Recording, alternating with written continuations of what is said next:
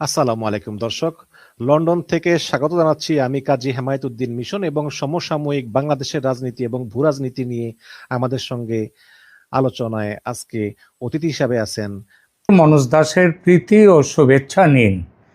বাংলাদেশের প্রধান শিল্পাঞ্চলগুলিতে পরিস্থিতি এতটাই ভয়াবহ যে কোথাও কারখানা বন্ধ রাখতে হচ্ছে, কোথাও উৎপাদন নেমে এসেছে স্বাভাবিক ক্ষমতার মাত্র 30%, কোথাও আরও কম, মাত্র 10%। আবার কোথাও গ্যাসের বদলে কাঠ পুড়িয়ে বয়লার চালানোর চেষ্টা করছেন কারখানার মালিকরা। কোথাও কারখানার গেটে নোটিশ, অনির্দিষ্টকালের জন্য বন্ধ থাকবে কারখানা। আর ঠিক এই সময়েই গত 18ই আগস্ট বাংলাদেশের রাজধানী ঢাকায় হাজির হয়েছিলেন ভারতের এক ঝাঁক প্রথম সারির শিল্পপতি ও কর্পোরেট প্রতিনিধি। তাদের মধ্যে ছিলেন কারা?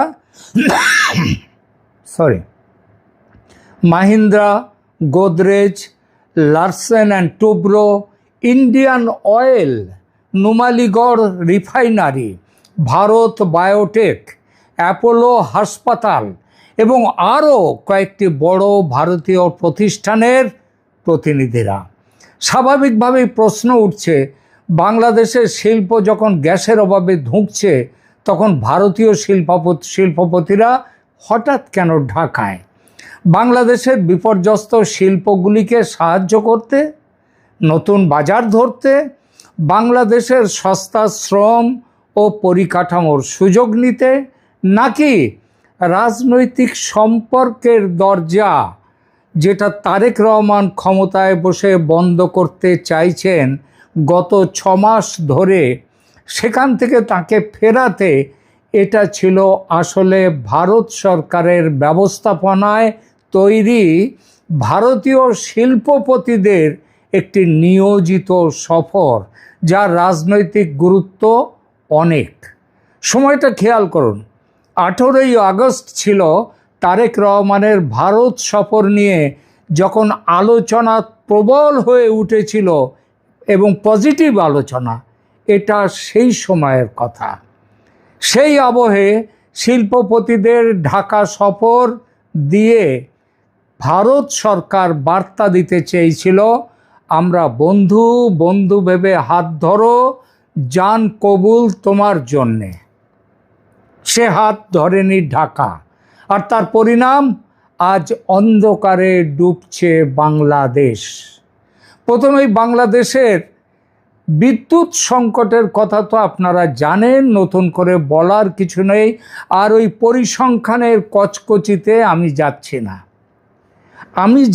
আমার যেটা বক্তব্য সেটা হলো যে বাংলাদেশের এমনকি ঢাকা শহরে পর্যন্ত দিনে, বাংলাদেশের ঢাকা তো খুব কম, ন্যাচারালি রাজধানী, সেখানে বিদ্যুৎ কাটাতাটাগুলো কম হয়, কিন্তু তা সত্ত্বেও গ্রামে গঞ্জে এবং ঢাকা সেখানে গ্রামে গঞ্জে ছোট শহরে অনেক জায়গায় দিনে 15 থেকে 20 ঘন্টা পর্যন্ত বিদ্যুৎ কাটা চলছে।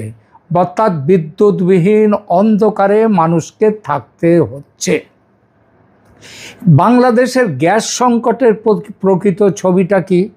বাংলাদেশের দৈনিক গ্যাসের চাহিদা, এখানে একটু আমাকে পরিসংখ্যান আনতেই হচ্ছে, যে গ্যাসের চাহিদা দৈনিক 380 থেকে 400 কোটি ঘনফুট কিউবিক ফিট।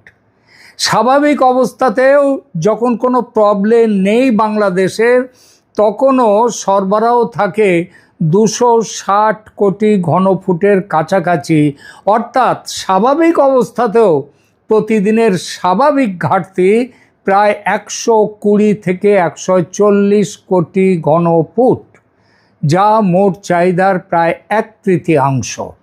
এই পুরনো ঘাটতির ওপরে নতুন বিপর্যয়ে নামিয়ে এনেছে মহেশখালীর দুটো ভাসমান এলএনজি টার্মিনালের বারবার বিকল হয়ে যাওয়া। 21শে জুলাই মার্কিন সংস্থা এক্সেলারেট এনার্জি পরিচালিত এলএনজি টার্মিনালে আগুন ধরে যায় এবং প্রযুক্তিগত গোলযোগ দেখা দেয়।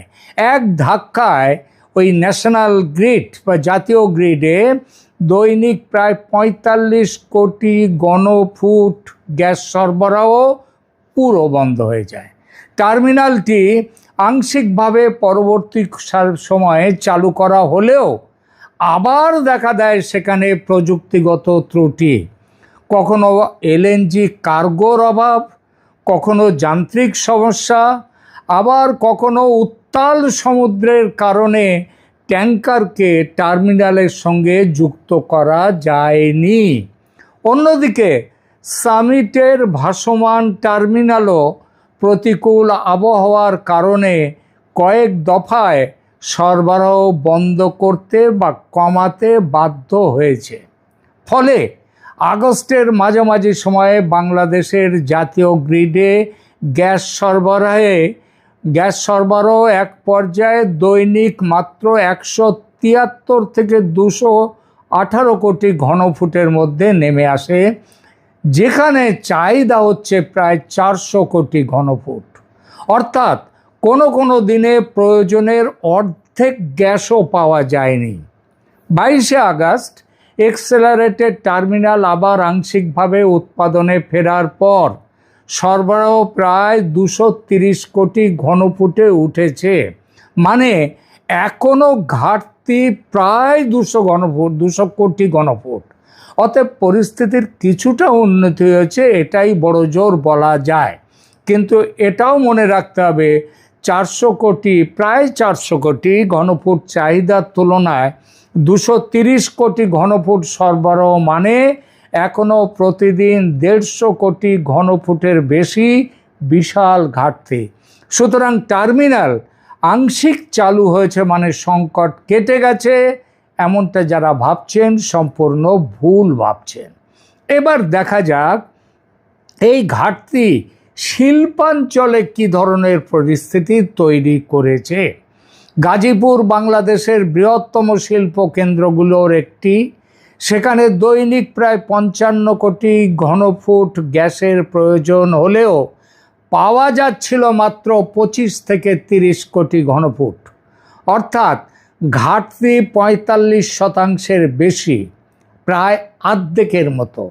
গ্যাসের অভাবে গাজীপুরের প্রায় ১৭ থেকে ১৮% কারখানা, এটা সরকারি হিসেবে, কয়েকদিনের জন্য উৎপাদন বন্ধ ঘোষণা করতে বাধ্য হয়েছিল।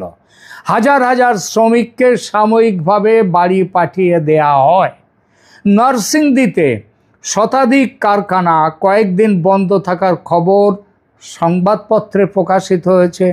অন্তত ৫০টি কারখানায় গ্যাসের বদলে কাঠ পুড়িয়ে কোনো রকমে বয়লার চালু রাখার চেষ্টা করছে। প্রতিটি কারখানাকে শুধু কাঠের জন্য দৈনিক ১০,০০০ টাকার বেশি খরচ করতে হচ্ছে। এটা বেশি স্বাভাবিকের থেকে। প্রশ্ন হলো, একবিংশ শতাব্দীর একটি রপ্তানি নির্ভর শিল্প বাংলাদেশের অর্থনীতিতে কাঠ পুড়িয়ে বয়লার চালানো, এটা কি আদৌ কোনো সমাধান? এর উত্তর অবশ্যই কখনোই নয়। এটি আসলে উৎপাদন ব্যবস্থা সচল রাখার মরিয়া চেষ্টা। কারণ বয়লার বন্ধ হয়ে গেলে পোশাক শিল্পের তালা, সাইজিং, ডাইং, স্পিনিং, নিটিং, গোটা উৎপাদন শৃঙ্খল ভেঙে চুরমার হয়ে যাবে। আবার সেই বয়লার যখন ভবিষ্যতে গ্যাসের সাপ্লাই সেটা স্বাভাবিক হলে এই বয়লার চালু করতে গেলেও আবার অনেক পরিশ্রম, অনেক খরচ। ঢাকার আশেপাশে নরসিংদী, নারায়ণগঞ্জ, গাজীপুর, সাভার, আশুলিয়া এবং ভালুকার মতো প্রধান শিল্পাঞ্চলে কোথাও কোথাও গ্যাসের চাপ 0 থেকে 2.5 PSIতে নেমেছে। অথচ বড় শিল্পের বয়লার চালাতে প্রয়োজন 10 PSI বা তার বেশি প্রেশার, এটা সেই চাপ চাই। ফলে অনেক ডাইং, সাইজিং, স্পিনিং ও সিরামিক কারখানা তাদের স্বাভাবিক ক্ষমতার মাত্র 10 থেকে 20-25% কাজ করতে বাধ্য হচ্ছে। অবস্থানটা বুঝলেন? স্বাভাবিক ক্ষমতার মাত্র 10 থেকে 20-25% কাজ করতে বাধ্য হচ্ছে, মানে 75 থেকে 90% কাজ করতে পারছে না। এখানে একটা গুরুত্বপূর্ণ তথ্য পরিষ্কার করে নেওয়া দরকার যে Bangladesh garment manufacturers and exporters association জানিয়েছে গ্যাসের অভাবে সব পোশাক কারখানা যে বন্ধ হয়ে গেছে এটা ঠিক নয়, কিন্তু বেশ কিছু কারখানায় এবং বলা যায় বেশিরভাগ কারখানায় ঝাঁপ পড়েছে, অর্থাৎ প্রোডাকশন বন্ধ। যদিও অনেক কারখানা স্বাভাবিক ক্ষমতার অনেক কম উৎপাদন করতে বাধ্য হচ্ছে। মূল সমস্যা তৈরি হয়েছে উৎপাদনের প্রথম দিকের ধাপগুলোতে। সুতো তৈরি, কাপড় বোনা, ডাইং, ওয়াশিং এবং ফিনিশিংয়ে এই শিল্পগুলো গ্যাসের ওপর অত্যন্ত নির্ভরশীল এবং নির্ভরশীল কাঁচামালের ওপর, যার একটা বড় অংশ ভারত থেকে যায়। ভারত থেকে সেই যাওয়াটা নানা কারণে, যার মধ্যে একটা হচ্ছে ডলারের অভাব, আবার একটা হচ্ছে এই মুহূর্তে ভারত একটু মুঠোটাকে শক্ত করেছে। এই প্রাথমিক কারখানাগুলো ঠিক সময়ে কাপড় সরবরাহ করতে না পারলে পোশাক সেলাইয়ের কারখানা আজ চালু আছে, হয়তো দুদিন পরে তার কাঁচামালের টান পড়তে পারে, আর তার জন্য কি হবে? কারখানা বন্ধ হয়ে যাবে। অর্থাৎ গ্যাস সংকটের সম্পূর্ণ অভিঘাত এখনও রপ্তানির পরিসংখ্যানে ধরা পড়েনি, কিন্তু উৎপাদন শৃঙ্খলের ভেতরে বিস্ফোরক পরিস্থিতি তৈরি হচ্ছে। জুলাই মাসে বাংলাদেশের মোট রপ্তানি ছিল প্রায় 472 কোটি ডলার, এটা জুন মাসের তুলনায় বেড়েছে। কিন্তু মনে রাখবেন, গত বছরের জুলাইয়ের তুলনায় এই রপ্তানি বাড়েনি, বরং কমেছে প্রায় 1%। পোশাক রপ্তানি হয়েছে প্রায় 389 কোটি ডলার, যেটা গত বছরের জুলাই মাসের তুলনায়, মানে 2025-এর জুলাইয়ের তুলনায় প্রায় 2% কম। আর 2024-এর জুলাইয়ের তুলনায়, তখন গোলমাল চলছিল বাংলাদেশে, তার তুলনায় এটা 5% কম। ওভেন পোশাকের রপ্তানি কমেছে প্রায় 3.16% এবং নিটওয়্যার কমেছে প্রায় 1%-এর বেশি। এই পরিসংখ্যানকে এখনই ধস বা মহাধস বলা যাবে না, এটা ঠিক, কিন্তু বিপদটা তো অন্য জায়গায়। বিদেশি ক্রেতার কাছে পোশাকের দাম একমাত্র বিবেচ্য নয়, নির্ধারিত দিনে পণ্য পৌঁছে দেওয়া বেশি গুরুত্বপূর্ণ। গ্যাসের অভাবে উৎপাদন বিলম্বিত হচ্ছে, কারখানাকে অনেক বেশি খরচ করতে হচ্ছে এবং সময় না থাকায় বিমানে পণ্য পাঠাতে হচ্ছে। কখনো কখনো জরিমানা পর্যন্ত দিতে হচ্ছে পোশাক কারখানাগুলোকে। কখনো অর্ডার বাতিল হয়ে যাচ্ছে, আর বারবার এমন হলে আন্তর্জাতিক ক্রেতা চলে যাবে অন্য জায়গায়, ভারতে, ভিয়েতনামে, কম্বোডিয়া, ইন্দোনেশিয়া, তাদের দিকে। একবার অর্ডার যদি অন্য দেশে চলে যায়, তা ফিরিয়ে আনা খুব খুব কঠিন। আর এখানেই আসে কর্মসংস্থানের প্রশ্ন। খুব বেশি কারখানা স্থায়ীভাবে বন্ধ হয়েছে কি হয়নি এটা বলে স্বস্তি পাওয়া যেতে পারে, কিন্তু যদি উৎপাদন 30, 50 বা 70% নেমে আসে, তাহলে মালিকের পক্ষে সমস্ত শ্রমিককে দীর্ঘদিন পুরো মজুরি দিয়ে রাখা সম্ভব হবে না। প্রথমে ওভারটাইম বন্ধ হবে, তারপর অস্থায়ী শ্রমিকরা বাদ পড়বে, তারপর বাধ্যতামূলক ছুটি, বেতন বকেয়া এবং শেষ পর্যন্ত ছাঁটাই। কারখানার গেট তালাবন্ধ। বাংলাদেশের পোশাক শিল্পে প্রায় 40 লক্ষ মানুষের প্রত্যক্ষ কর্মসংস্থান, তারা সরাসরি কাজ করে। আর পরোক্ষভাবে এই পরিবহন, প্যাকেজিং, খাবারের দোকান, বাড়ি ভাড়া, ছোট ব্যবসা সহ কয়েক কোটি মানুষের জীবন এই শিল্পের ওপর নির্ভরশীল। তাই গ্যাস সংকট, বিদ্যুৎ সংকট শুধু শিল্প মালিকের সমস্যা নয়, এটা বাংলাদেশের অর্থনৈতিক সামাজিক স্থিতিশীলতার প্রশ্ন। এবার আসা যাক ভারতের প্রসঙ্গে, ভারতীয় শিল্পপতিদের ঢাকা সফর প্রসঙ্গে। 18ই August confederation of Indian industry বা সিআইআই এর একটি উচ্চ পর্যায়ের প্রতিনিধি দল বাংলাদেশে গিয়েছিল। সেখানে তাদের প্রতিমন্ত্রী শ্যামা ওবায়েদ ইসলামের সঙ্গে বৈঠক করে। প্রতিনিধি দলে যারা ছিল তাদের নাম আগেই বলেছি। সেই তালিকাটা খুব মন দিয়ে আরেকবার শুনবেন। এখানে গাড়ি আছে, পেট্রোলিয়াম ও জ্বালানি আছে, ভারী পরিকাঠামো আছে, শিল্পের বয়লার ও শক্তি সাশ্রয়ী প্রযুক্তি আছে, স্বাস্থ্য পরিষেবা আছে, ওষুধ আছে, ভোগ্যপণ্য আছে। অর্থাৎ দলটা শুধু সৌজন্য সফরে যায়নি, আর রাজনৈতিক সফরে গিয়ে থাকলেও ভারত সরকারের নির্দেশে দুদেশের সম্পর্ক উন্নয়নের উদ্দেশ্যে এবং বাংলাদেশের বাজার, জ্বালানি সংকট, স্বাস্থ্য পরিষেবা, শিল্প পরিকাঠামো এবং ভবিষ্যৎ বিনিয়োগ সব ক্ষেত্রেই তাদের নজর রাখার উদ্দেশ্য নিয়ে তারা ঢাকা গিয়েছিলেন। অর্থাৎ এক কথায় বাংলাদেশকে সব দিক দিয়ে সাহায্য করবার জন্যে তৈরি হয়ে ভারত সরকার এই সিআইআইকে পাঠিয়েছিল। বাংলাদেশের সরকারি বিবৃতি বলছে নতুন সরকার বাণিজ্য বিনিয়োগে ভবিষ্যৎমুখী অবস্থান নিয়েছে এবং ভারতীয় শিল্প মহল পারস্পরিক লাভজনক অর্থনৈতিক সহযোগিতার সুযোগ অনুসন্ধান করতে গেছিল। এই বিবৃতির ভাষা কূটনৈতিক, কিন্তু তার অন্তর্নিহিত বার্তা যথেষ্ট স্পষ্ট। বাংলাদেশের এখন বিনিয়োগ প্রয়োজন, নির্ভরযোগ্য জ্বালানি প্রয়োজন, শিল্প প্রযুক্তি প্রয়োজন, পেট্রোলিয়াম সরবরাহ প্রয়োজন, বিদ্যুৎ ও পরিবহন পরিকাঠামো উন্নত করা প্রয়োজন। আর ভারতের শিল্প সংস্থাগুলির প্রয়োজন বাংলাদেশের 18 কোটি মানুষের বাজার, সস্তা উৎপাদনের সুযোগ। ভারতীয় শিল্পপতিরা বাংলাদেশের সম্ভাবনা দেখতে গিয়েছিলেন। যেখানে সংকট থাকে সেখানে বিনিয়োগের সুযোগ থাকে। ওই জন্য তো ইন্ডিয়ান অয়েল গিয়েছিল, নুমালীগড়ের রুপি রিফাইনারি তারাও দেখতে গিয়েছিল। কিন্তু বাংলাদেশ সরকার, তারেক রহমান এই ভারত সফর তিনি বানচাল করে দিয়ে তিনি না গিয়ে তিনি একটা কত বড় সর্বনাশ করলেন। ভারতের তেমন কিছুই নয়, সর্বনাশটা হলো বাংলাদেশের। একটা পজিটিভ রেজাল্ট আসতে পারত যদি দেশীয় রাজনীতির ফায়দা খুঁজতে গিয়ে ভারত সফরের আমন্ত্রণ তারেক রহমান এভাবে বিসর্জন না দিতেন।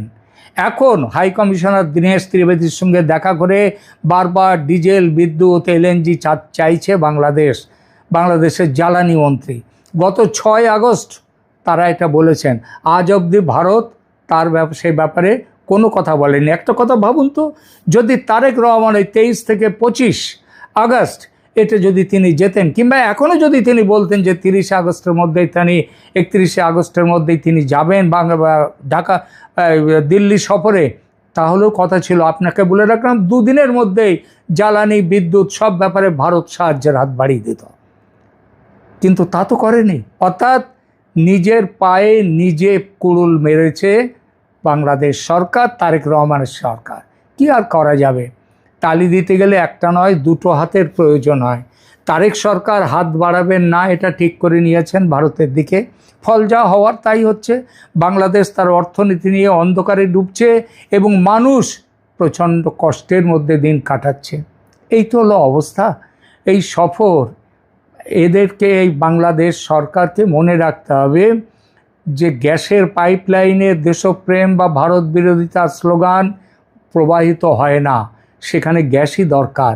আর কারখানা শ্রমিকের কাছে ভূ রাজনীতির বড় কথা নয়, মাসের শেষে কাজ আর বেতনটাই শেষ কথা। আজকের সবচেয়ে বড় সত্যি এটাই। কেমন লাগলো আমাদের এই আজকের এই এপিসোড? আপনারা কমেন্ট করুন, লাইক দিন, শেয়ার করুন এবং অতি অবশ্যই চ্যানেল সাবস্ক্রাইব যদি না করে থাকেন সাবস্ক্রাইব করে পাশে থাকুন। ধন্যবাদ।